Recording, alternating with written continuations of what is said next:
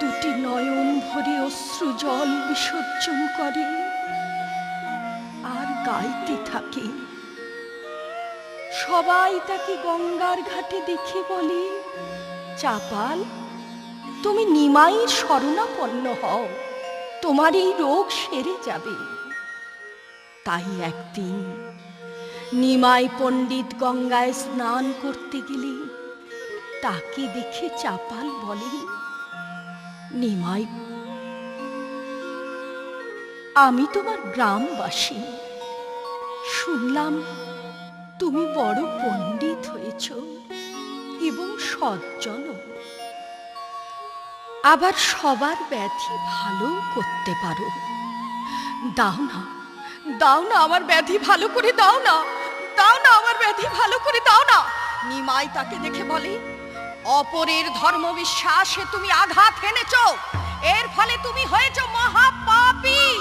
তোমার এই পাপের প্রায়শ্চিত্ত নেই চাপাল, তোমার এই পাপের প্রায়শ্চিত্ত নেই। যাও, এ স্থান অবিলম্বে ত্যাগ করো।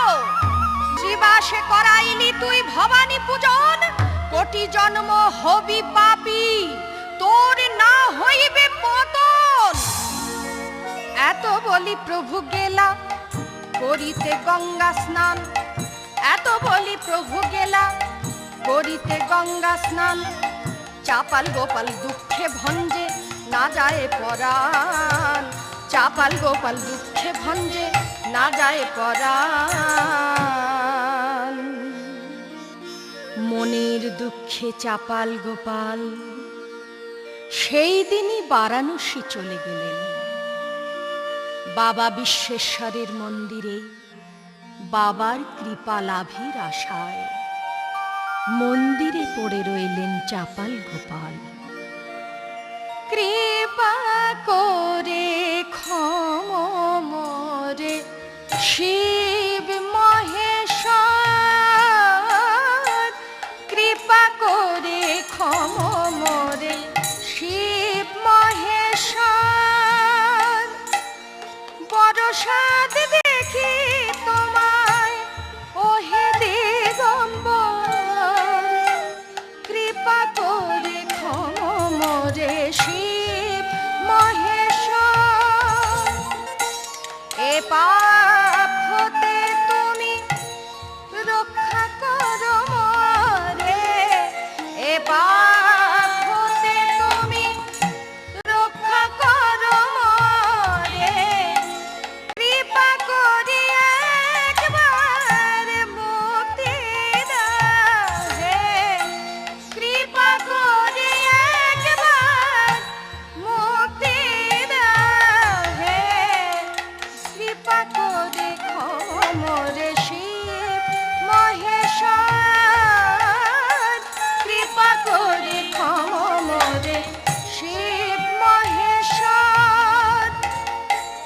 এ ভব যন্ত্রণা সহিতে না পারে হে, এ ভব যন্ত্রণা সহিতে না পারে হে। এই মনে আশা মন বলিল তোমার হে, এই মনে আশা মন বলিল তোমার হে। কৃপা করে ক্ষম মোরে শিব মহেশ্বর, কৃপা করে ক্ষম মোরে শিব মহেশ্বর। ওম নমঃ শিবায়, ওম নমঃ শিবায়, ওম নমঃ শিবায়।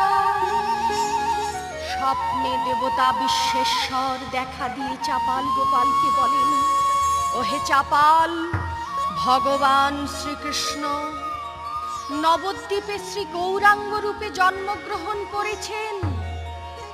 তুমি শ্রী গৌরাঙ্গের আশ্রয় নাও, তোমার এ ব্যাধি সেরে যাবে। চাপাল গোপাল তখন ফিরলেন নবদ্বীপে।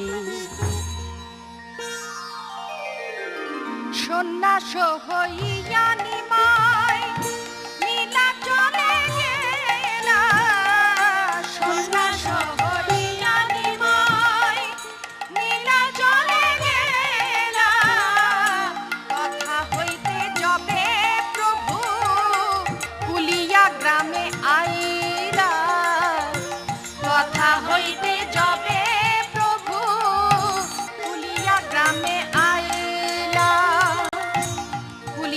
গ্রামে প্রভু শ্রী চৈতন্যের দর্শন পেয়ে চাপাল গোপাল সকাতরে প্রভুর চরণে পতিত হলেন। পরম করুণ হে প্রভু, নিতাই গৌর তোমরা দুই ভাই, আমি চাপাল গোপাল। আমি গিয়েছি কাশী ধামে, আমায় কয়ে দিলেন বিশ্বেশ্বরে। গিয়েছি কাশী ধামে, কয়ে দিলেন বিশ্বেশ্বরে। পূর্ণ ব্রহ্ম এসেছেন সচির ঘরে। পূর্ণ ব্রহ্ম এসেছেন সচির ঘরে। আমায় উদ্ধার করো গৌর হরি, উদ্ধার করো গৌর হরি। আমি কীটের জ্বালায় জ্বলে মরে, উদ্ধার করো গৌর হরি। আমি কীটের জ্বালায় জ্বলে মরি, আমায় একবার কৃপা করো হে। কীটের জ্বালায় জ্বলে মরি, একবার কৃপা করো হে। কীটের জ্বালায় জ্বলে মরি, গৌর হরি উদ্ধার করো। তবে চাপাল গোপাল প্রভুর লইল শরণ। তবে চাপাল গোপাল প্রভুর লইল শরণ। হিতোপদেশ তারে দিল প্রভু হয়ে সকরণ। হিতোপদেশ তারে দিল প্রভু হয়ে সকরণ। প্রভু বলে, শ্রীবাসের কাছে তোমার হয়েছে অপরাধ। ওহে চাপাল, শ্রীবাসের কাছে তোমার হয়েছে অপরাধ। শ্রীবাসের চরণোদক যদি তিনি করেন প্রসাদ, শ্রীবাসের চরণোদক যদি করেন প্রসাদ, তাহা পান করে তোমার হইবে পাপ বিমোচন। তাহা পান করে হবে পাপ বিমোচন। যেন পুণ্য না করিও সেই পূর্ব আচরণ। যেন পুণ্য না করিও পূর্ব আচরণ। আজ আদেশ করিল, আদেশ করিল প্রভু কৃপা করে। আদেশ করিল প্রভু কৃপা করে, শ্রীবাসের কাছে যাও বলে। ওহে চাপাল গোপাল তুমি শ্রীবাসের কাছে যাও বলে। ওহে চাপাল গোপাল তুমি আদেশ করিল। প্রভু বলেন, ওহে চাপাল, তুমি শ্রীবাসের শ্রীচরণ ধৌত করে সেই জল পান করো, তবেই তোমার আরোগ্য লাভ হবে। তবে বিপ্র আশি ধরে শ্রীবাসের চরণ।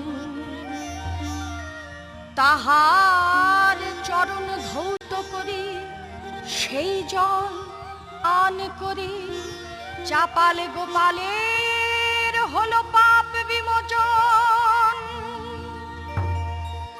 পরম করুণাময় দয়ার আধার শ্রীবাস চাপাল গোপালকে আলিঙ্গন করলেন এবং গৌরহরি তাকে কৃপা করলেন। পরম করুণাময়ের কৃপা পেয়ে চাপাল গোপালের ভবরোগ দূর হয়ে গেল এবং দেহরোগ থেকে মুক্তি পেয়ে চাপাল গোপাল শ্রী গৌরাঙ্গের পরম ভক্ত হলেন। শ্রীবাস ঠাকুর চাপালকে ডেকে বলেন, ওহে চাপাল, বলো ভজ গৌরাঙ্গ, কহ গৌরাঙ্গ, লহ গৌরাঙ্গ।